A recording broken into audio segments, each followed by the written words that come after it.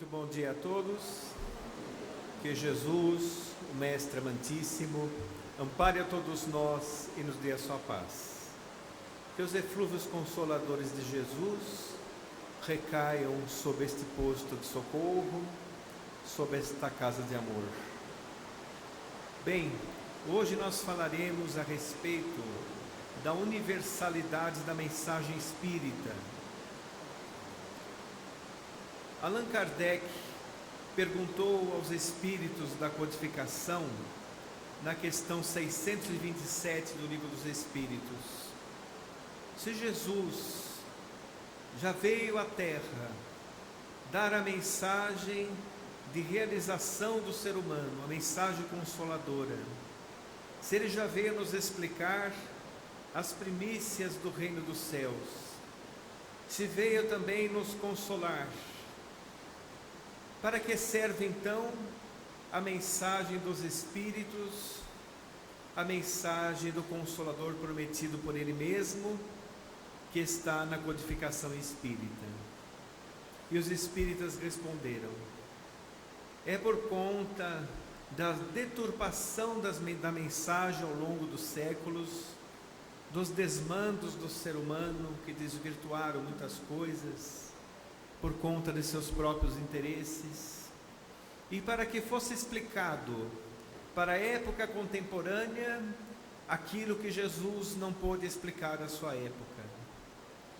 Porque nós sabemos que as revelações, de um modo geral, elas têm o seu compromisso com a verdade. Elas adaptam as informações à época que o homem está vivendo. Uma revelação nunca altera uma revelação anterior, mas acrescenta mais informações. E depois de muito tempo, passada a vinda sublime de Jesus até nós, o homem desenvolveu-se em vários sentidos, seguindo a lei do progresso, como é muito natural.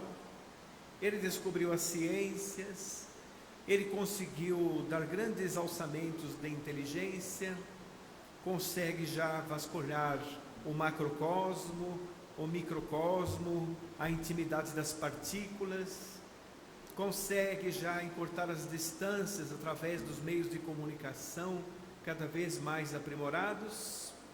Então chega a hora em que o homem necessita de uma crença que não seja somente uma crença dogmática, que não seja uma crença simbolista, uma crença eivadas de mistérios e de crendices, mas uma crença galgada na razão e na fé raciocinada. Porque todos nós precisamos entender que a fé, a vida observada com os olhos da fé, é uma vida muito mais completa. O homem responde às suas dúvidas intrínsecas, consegue realmente perceber o porquê das coisas. As dúvidas que são natas do ser humano, como por exemplo, de onde viemos, quem somos, qual a finalidade da existência, o que será de nós quando o mundo orgânico falir, ou quando a fatalidade com aparente injustiça nos alcançar e aqueles que nós amamos retornarem para o mundo espiritual. São as dúvidas que perseguem o ser humano e que muitas vezes as crenças não conseguem explicar. A doutrina espírita é a luz que verte do alto, é a mensagem consoladora prometida por Jesus para enriquecer a vida do ser humano, para dar um novo panorama espiritual, para fazer o ser crescer através da mudança de suas próprias atitudes e sentimentos e conceitos, para que ele consiga ter as suas próprias realizações espirituais, realizações que permanecerão eternamente dentro de si. Porque nós sabemos que todos os equívocos do ser humano, todas as falhas de nossa existência, elas são provisórias, elas têm o seu tempo para acabar, porque estão baseadas na imaturidade do espírito. E como nós não permaneceremos, graças a Deus, imaturos por muito tempo, dentro da evolução eterna do espírito, em nós ganhando mais maturidade nas vivências e revivências através das reencarnações, nós vamos aos poucos deixando esses sentimentos equivocados e colocando no lugar desses sentimentos, sentimentos nobres. Pois são os sentimentos nobres que enriquecem a experiência humana, que são eternos e progressivos dentro do ser. Através do desenvolvimento desses sentimentos, nós vamos encontrar os primeiros passos da tão sonhada felicidade. Porque é uma fatalidade do ser humano a felicidade. A felicidade existirá para todos nós. Jesus comentou isso quando disse: nenhuma de minhas ovelhas se perderá. Todos nós encontraremos o reino dos céus, e o reino dos céus não está nas paredes estreitas dos templos, não está na religião A, na religião B. O reino dos céus está na mensagem universalista, universal de Jesus, que abrange toda a humanidade. O homem hoje em dia tem necessidade de uma mensagem que abarque a todos e que seja uma referência, independente de sua crença e do local onde vive. Porque nós sabemos que todas as religiões são importantes, todas elas que levam o ser humano a raciocinar a respeito do Criador e que promove uma certa melhora, são importantes. São linhas de pensamento que se agrupam em afinidades e formam então as religiões. Mas as religiões na Terra ainda são separatistas, são formadas por grupos, e geralmente um grupo não aceita muito outro grupo, porque isso é do ser humano. Isso é do ser humano. A mensagem de Jesus, caráter universalista, não promoveu nenhuma religião especificamente, mas falou-nos a respeito da religião cósmica do amor, porque a religião do amor é a única religião que realmente existe, é o que vai nos ligar realmente ao Criador, o que vai fazer o ser crescer em sua escala evolutiva da maneira correta. Porque quando desencarnamos, o que importa realmente não é se você seguiu a religião A ou a religião B, isso realmente não importa. O que importa é o amor que nós cultivamos em nosso coração, são as mudanças que promovemos com a intenção de mudar, com a real intenção de mudar. É quando nós auxiliamos o próximo, é quando nós promovemos a caridade, quando nós damos um salto além das nossas obrigações. Como dizem os espíritos na codificação espírita, fora da caridade não há salvação. Quando nós falamos a respeito disso, entendemos o seguinte: se você é um bom cidadão, se você é um bom pai de família, uma boa mãe, se você é um bom profissional, respeita os seus semelhantes, saiba que você está fazendo a sua obrigação. É a obrigação de todos nós. Nós estamos aqui na existência humana para se levar uma vida digna, temos que seguir essas determinadas regras. Por isso que os Espíritos falam que fora da caridade não há salvação. Que salvação é essa? Salvar do quê? Salvar-nos de nossas próprias incúrias interiores, dos nossos próprios desequilíbrios, da nossa própria imperfeição. Que muitas vezes essas imperfeições vêm à tona em momentos críticos da existência. Quando nós passamos por um momento crítico de nossa existência, essas imperfeições muitas vezes vêm à tona. Aí você vai observar se você é agressivo, vai observar se você é egoísta, vai observar se é rancoroso. Aí que você começa a ter uma leitura de si mesmo. Isso é muito sério, nós temos que prestar bastante atenção nisso.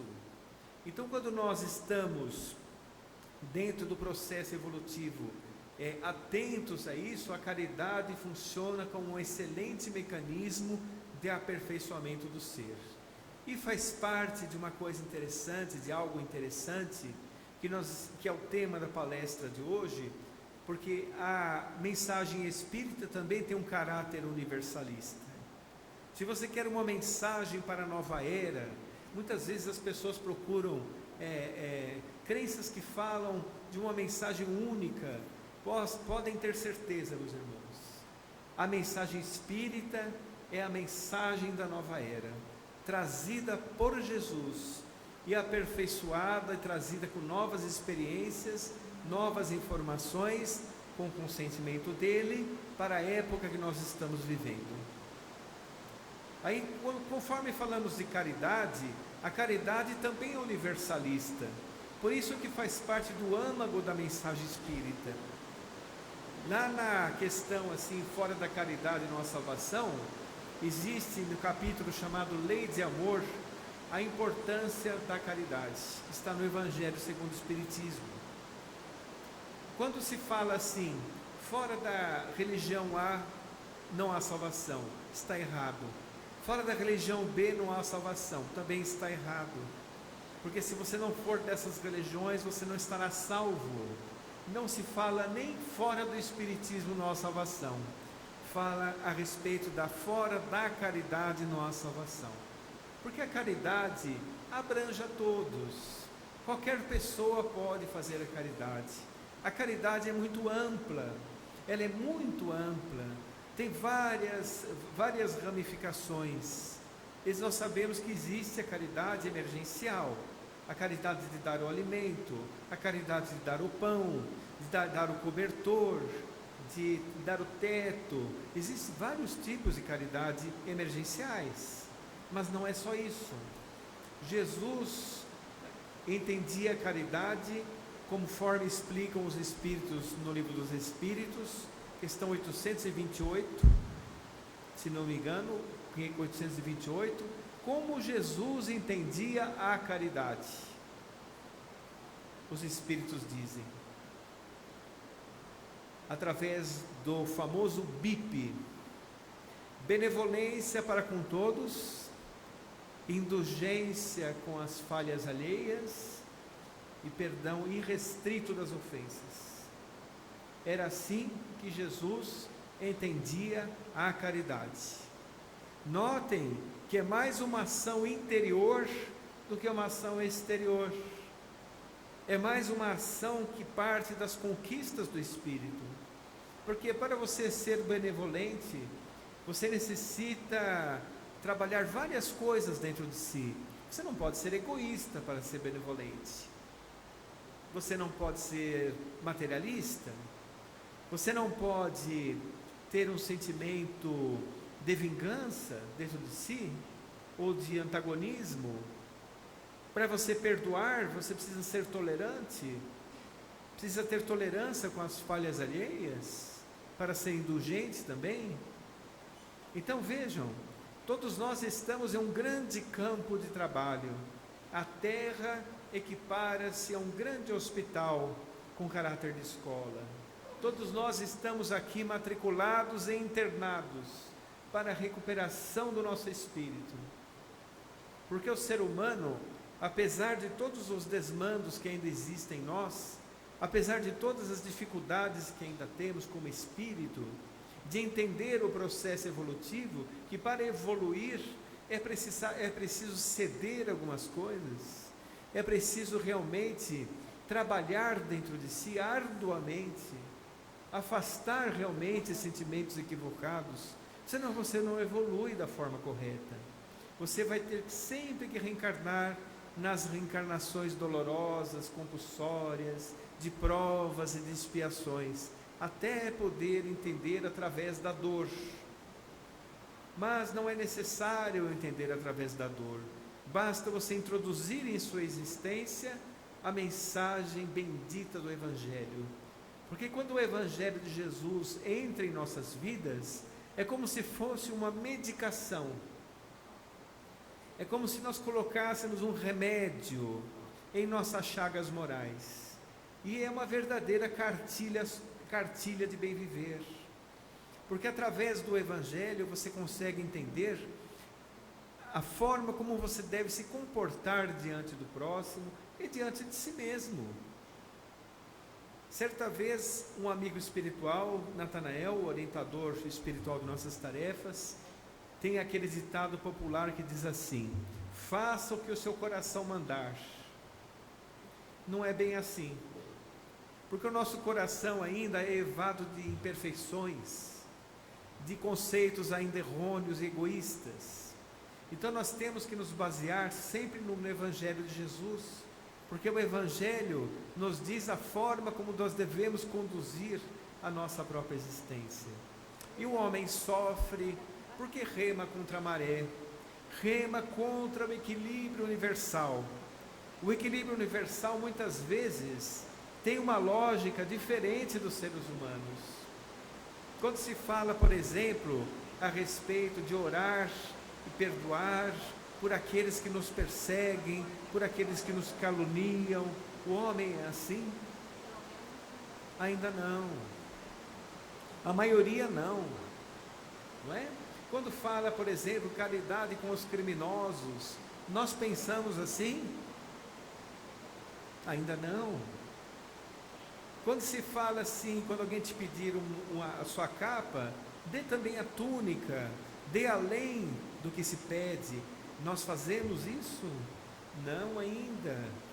Então veja, nós estamos em um processo de aprendizagem, mas não é para nós desanimarmos, não. Não é para desanimar, porque nós estamos semelhante ao aluno que está nos primeiros anos da escola. O erro e o acerto fazem parte do aprendizado, da didática espiritual. Por isso que nós estamos passando por esses estágios ainda um pouco dolorosos, que já é bem menos dolorosos do que algumas centenas de anos atrás. Bem menos dolorosos. Nós vemos a humanidade hoje e reencarnamos, estamos aqui em um mundo de provas e expiações. Nós observamos guerras e rumores de guerras. Observamos ditadores que caem, regimes que mudam, pandemias, epidemias, resgates coletivos, e pensamos assim: meu Deus, o mundo está passando por um verdadeiro turbilhão. Nós estamos preocupados e aflitos e ansiosos com isso, e precisamos de uma referência urgente. A referência sempre esteve ao nosso lado, sempre esteve com nós. Nós que não ainda a percebemos, são as palavras de Jesus. Não existe outro caminho, ninguém vai ao Pai a não ser por Ele. Acontece que para segui-lo, para nós irmos até Ele, é necessário nós cedermos os nossos passos ainda egoístas, ainda pouco evoluídos aos seus ensinos. Aí nós estaremos indo até Ele. Aí todos aqueles que estiverem aflitos e desesperados serão consolados, terão uma força interior que vai ser capaz de movê-los na resolução dos seus problemas reencarnatórios, na boa condução dos seus compromissos reencarnatórios. E isso é maravilhoso. A mensagem universalista de Jesus sempre esteve ao nosso lado. Então, independente das dificuldades que tenhamos, sempre haverá uma enxertia divina a nos aguardar a razão. Sempre haverá um amparo e uma proteção do alto para a nossa vida. Agora, se nós conseguirmos sintonizar com esse amparo, aí nós estaremos bem. Aí nós caminharemos pela terra da forma correta. Passaremos pelas vicissitudes como professores autênticos que são. Como nós passaremos pelas vicissitudes com elegância, como se estivéssemos flutuando sobre as dificuldades que logo passam, porque nós estamos completos e seguros com a referência do Cristo, porque é uma mensagem universalista. Agora, isso depende da crença? Não depende da crença. Jesus está muito acima das religiões, muito acima, apesar dele estar nas religiões, mas a sua mensagem está muito acima. E a doutrina espírita é um plano do Cristo para os seres humanos. Como nós falamos a respeito da caridade, o Espiritismo nos incentiva a caridade, para que nós façamos um pouco além das nossas obrigações. Aí sim estaremos sendo servidores capazes de dar um passo além, de cumprirmos as nossas metas evolutivas, de podermos realmente ir além e ajudar aqueles que estão ao nosso entorno. Porque a doutrina espírita nos explica, por exemplo, em sua mensagem universalista, que as pessoas que estão perto de nós não estão por acaso, estão perto de nós por um motivo muito importante, que é nos recuperarmos com ela e elas com nós. A família terrena, por exemplo, é um conjunto de espíritos comprometidos que estão juntos ali trocando experiências entre si. Quando desencarna alguém do nosso convívio, a doutrina espírita vem nos consolar, vem falar: a morte não existe, é somente mudança de casa, mudança de vestimenta, para que o espírito que é eterno continue a sua progressão evolutiva eternamente, para que seja um dia um espírito plenamente feliz, e que a verdadeira felicidade não é deste mundo, mas que através desses processos evolutivos da reencarnação, através da lei de causa e efeito, nós vamos forjando o nosso espírito para um dia se tornar um espírito plenamente feliz. Então, quando desencarna alguém, o espírita tem condições de observar de uma outra forma. Ele continuou a sua evolução, ele se libertou. Mas o espírita não pode sofrer quando desencarna alguém? Ele não pode, por exemplo, chorar quando desencarna alguém? Claro que pode, não há problema. O choro não quer dizer muita coisa no processo evolutivo, é um escape emocional importante para o equilíbrio. O que não pode é esse desespero, esse choro permanecer por vários meses e anos, aí já é patológico. Então a doutrina espírita nos consola, primeiro dizendo a respeito da imortalidade, e depois dizendo a respeito da vida futura. O aspecto consolador do Espiritismo é o conhecimento de vida futura, porque nós sabemos que o nosso amanhã será construído por atitudes nossas agora no presente, e que hoje nós somos o reflexo de nosso ontem, que devemos entender, compreender e entender também que Deus nunca erra. Ele sabe o que nós precisamos para a nossa evolução, Ele sabe aquilo que se passa em nossos corações e o que nós precisamos para a nossa marcha evolutiva. Então, por exemplo, quando se fala a respeito de vida futura e de imortalidade, o Espiritismo já consola como nenhuma outra crença consola, porque ele não é uma religião no sentido convencional da palavra, é uma revelação, e o aspecto religioso é a religião do amor, em seu tríplice aspecto, não é? Ciência, filosofia e religião. Ciência que estuda a origem, a natureza, o destino dos espíritos e as relações existentes entre o mundo espiritual e o mundo material. É uma filosofia de comportamento que faz o ser crescer através das mudanças das suas próprias atitudes. E o aspecto religioso é a religião do amor. Então veja só, quando nós entramos por aquela porta na casa espírita, ninguém perguntou qual era a crença de ninguém, não é?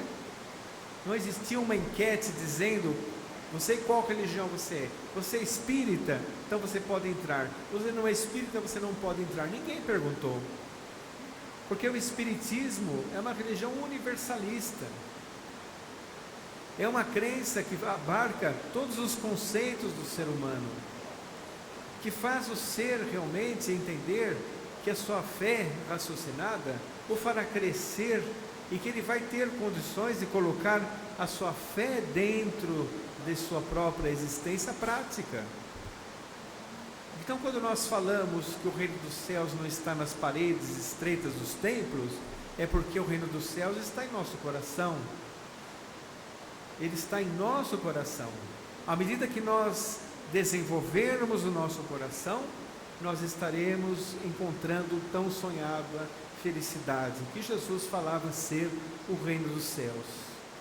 É a felicidade que permanece imperecível, aquela felicidade profunda de coisa realizada, que independente de onde você esteja e pelo que você passe, você estará feliz.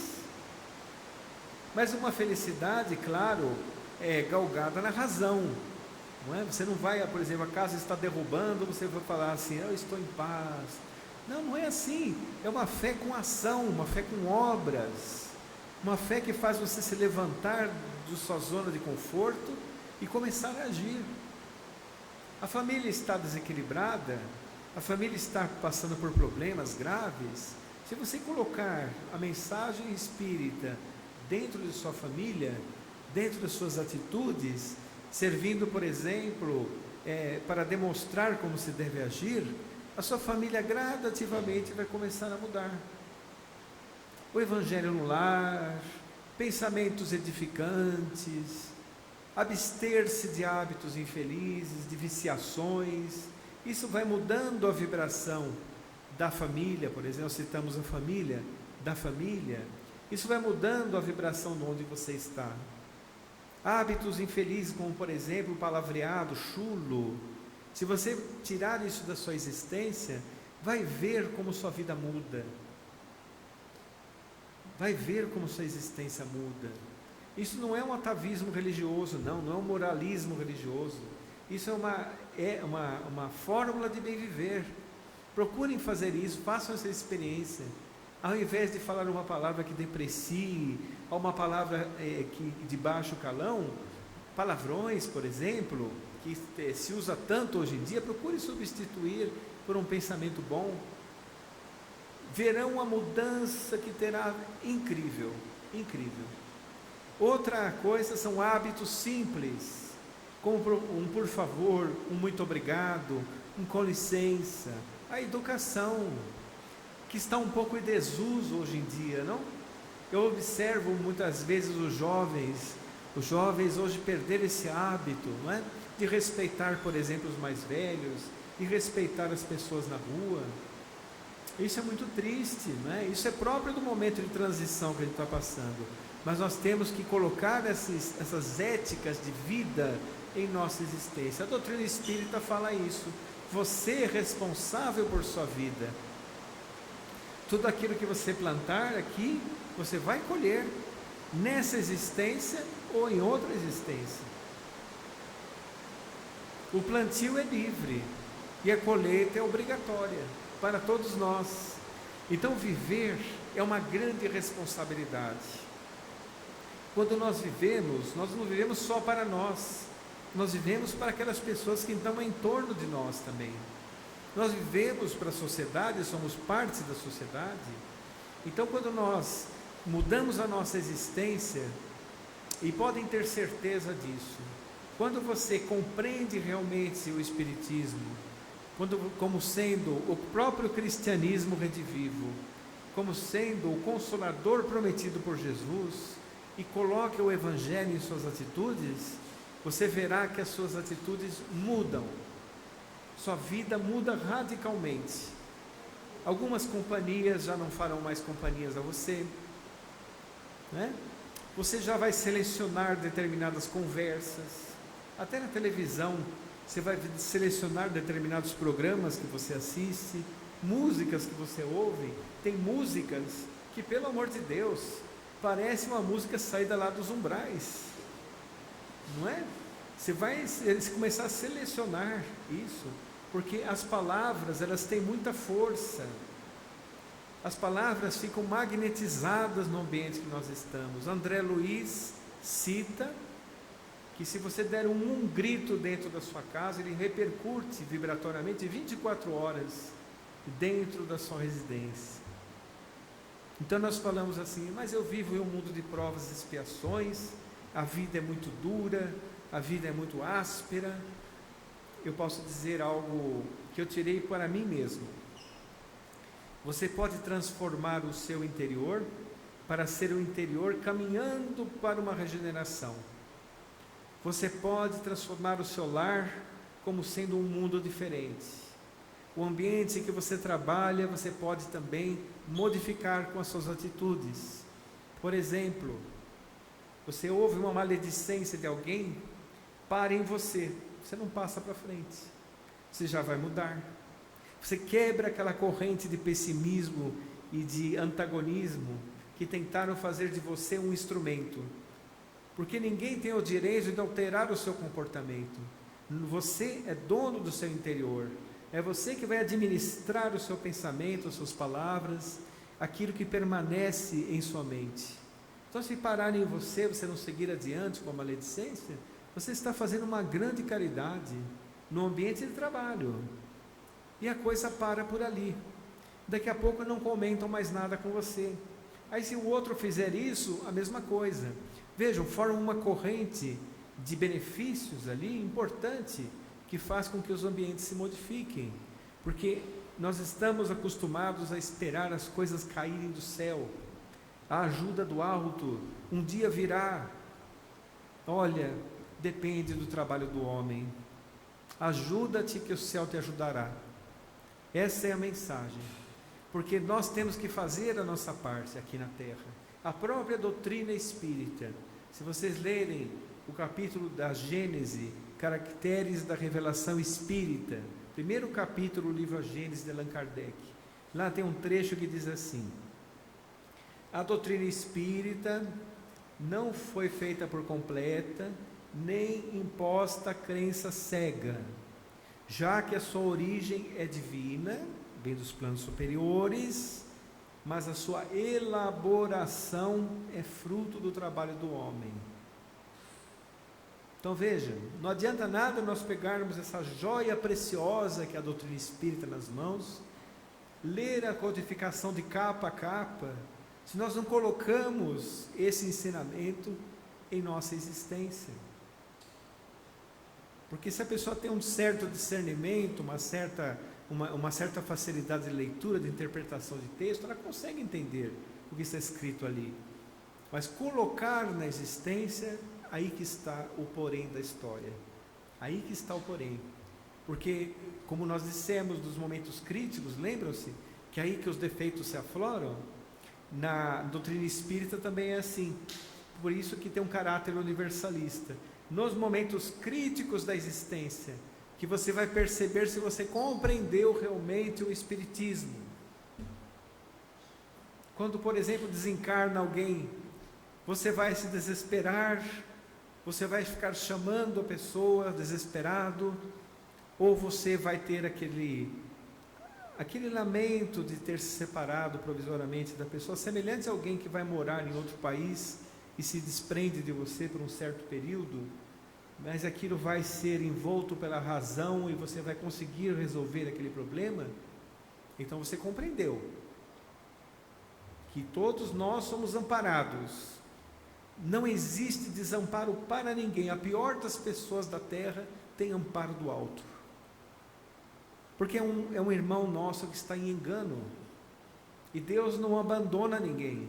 Deus está sempre ao nosso lado, independente do que façamos. Semelhante a uma criança que comete uma arte, às vezes quebra uma coisa importante da casa, quebra uma coisa importante para você, os pais não deixam de amá-lo porque ele quebrou aquele objeto.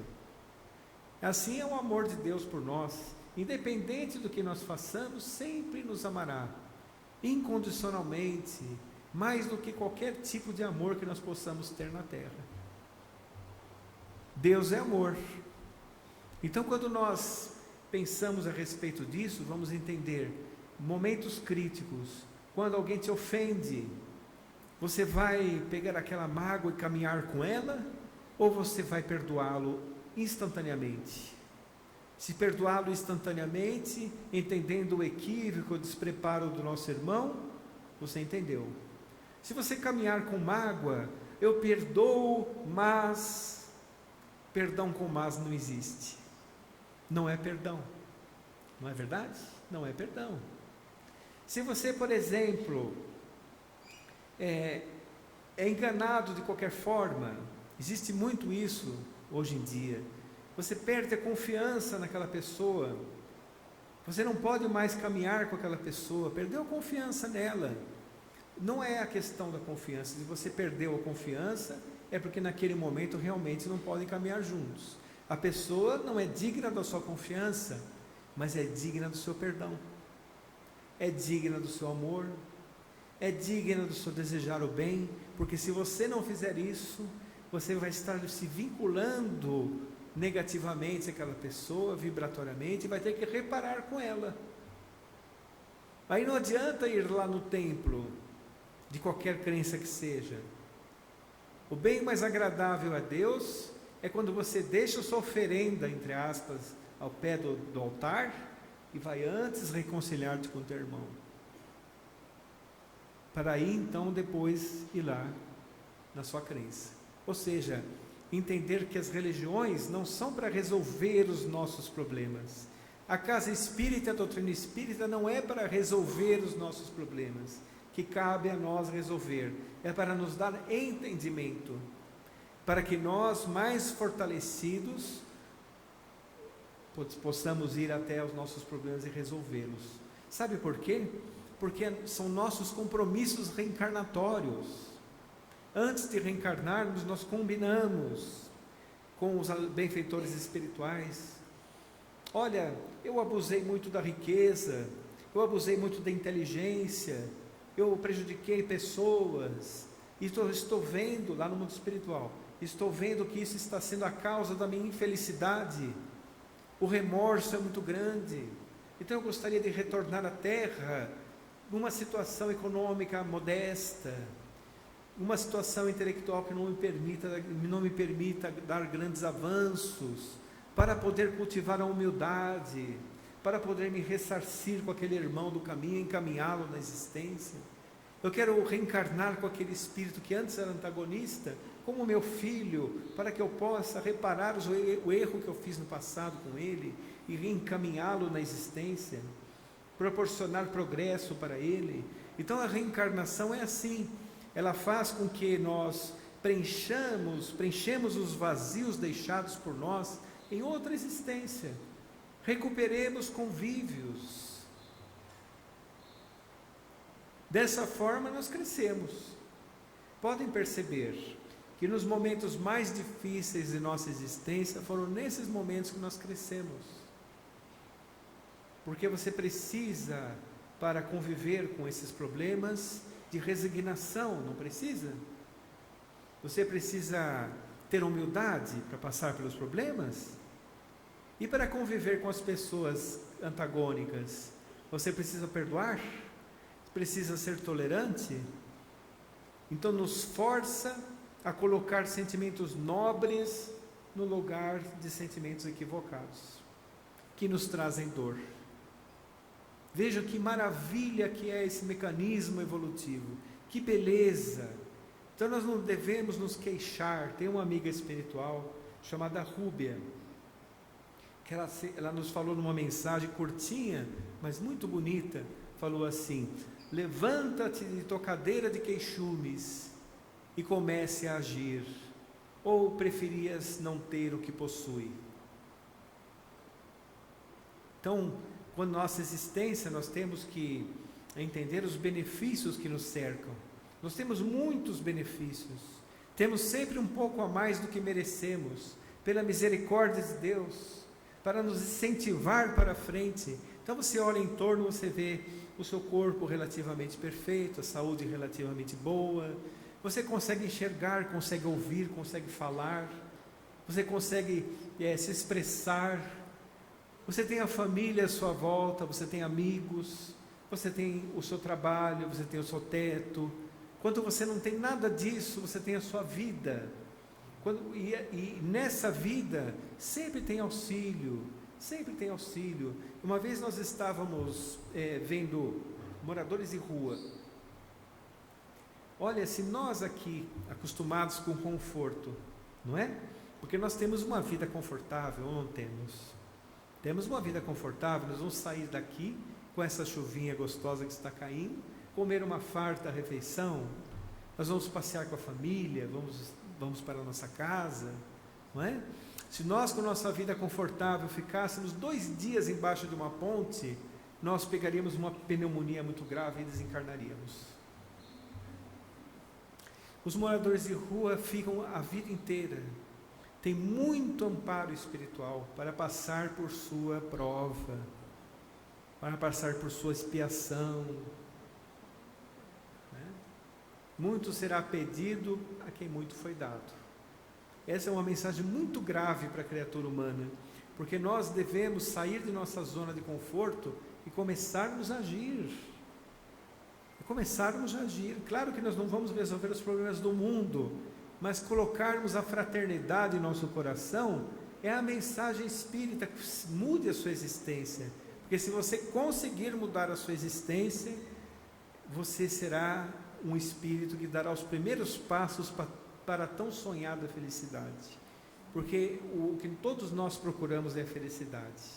Muitas vezes a pessoa procura a felicidade na matéria. A matéria é fria e inacessível ao pensamento. Ela não modifica nada. Quem quer consolação na matéria, compra hoje uma coisa, amanhã quer uma coisa melhor. Nunca preenche.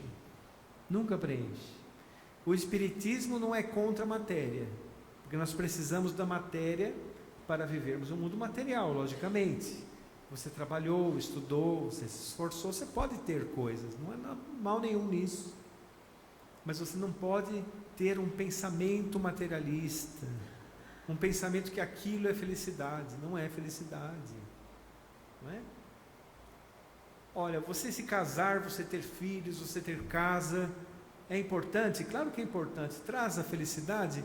Traz uma felicidade relativa, traz uma alegria, mas o importante não é isso. O importante é você amar o espírito da sua esposa ou do seu esposo. O espírito, não a figura de esposo. Amar aquele ser que está ao seu lado caminhando com você. Amar os seus pais que permitiram a sua reencarnação, né? Mas amar o espírito dos seus pais, não a figura de pai e de mãe somente, mas amar a vida como um todo.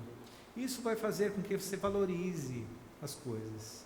Agradeça a Deus por ter casa, agradeça cada passo que dê na terra, porque nós agradecendo isso, nós vamos começar a identificar os benefícios dados por Deus nessa mensagem universalista de Jesus, que fala assim: todos são bem-vindos à casa do meu Pai, e tudo quanto existe na terra, existe graças à permissão dEle.